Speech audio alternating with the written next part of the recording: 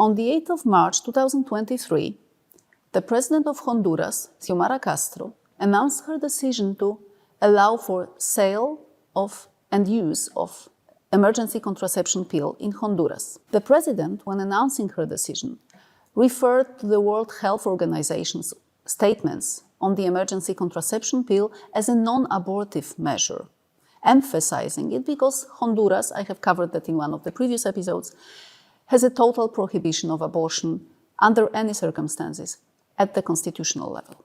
On the same day, the country's Congress has adopted a law on the prevention of teenage pregnancies in Honduras, stressing the role of sexual education in the prevention of young girls becoming pregnant in a country where abortion is not allowed.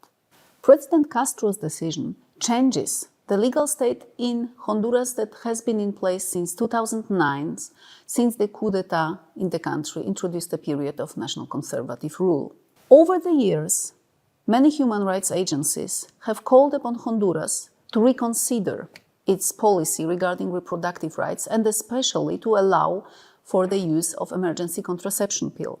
In 2017, the Human Rights Committee of the United Nations have expressed its concern and called upon the country to allow for this measure, since otherwise the state of human rights of women and girls in Honduras was severely impaired. By reintroducing the emergency contraception pill, the president fulfilled her promises made in the electoral campaign, especially those made to the feminist organizations supporting her, the organizations around the platform of the 25th of November.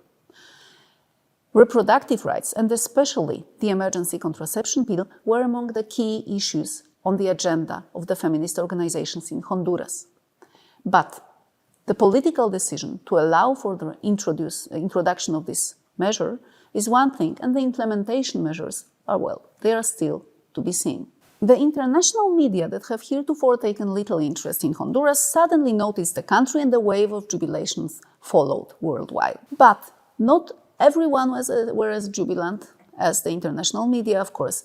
In fact, the Catholic Church in Honduras, as well as the evangelical churches and many pro-life organizations in the countries of various political hues and colors, have announced their opposition to the president's decision and insisted on the emergency contraception pill being in fact an abortive measure. And again, it is not a medical point, it is not a scientific point, it's a constitutional point in Honduras. So this debate has a direct bearing also on the future development regarding reproductive rights in the country.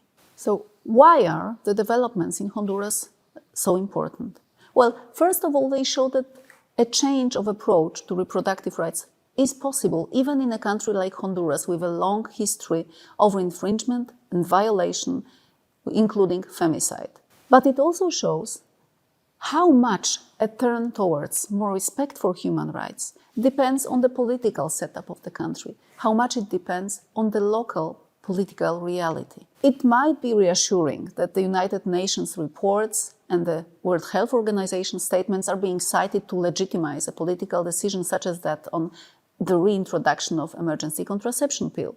On the other hand, this also demonstrate for how long these reports and statements have in fact been the voices of those crying in the wilderness, ineffective, to no avail, without the political support locally. Two more final questions emerge in this context. One is whether this decision by President Castro will in fact be the first step towards more liberal approach to reproductive rights in Honduras.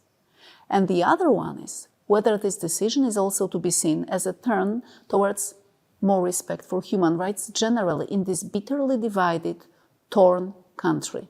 And if we consider that the same president, Xiomara Castro, also announced that it is her wish to establish diplomatic relations with China, a country with a long history of human rights violations, this question becomes very pertinent indeed.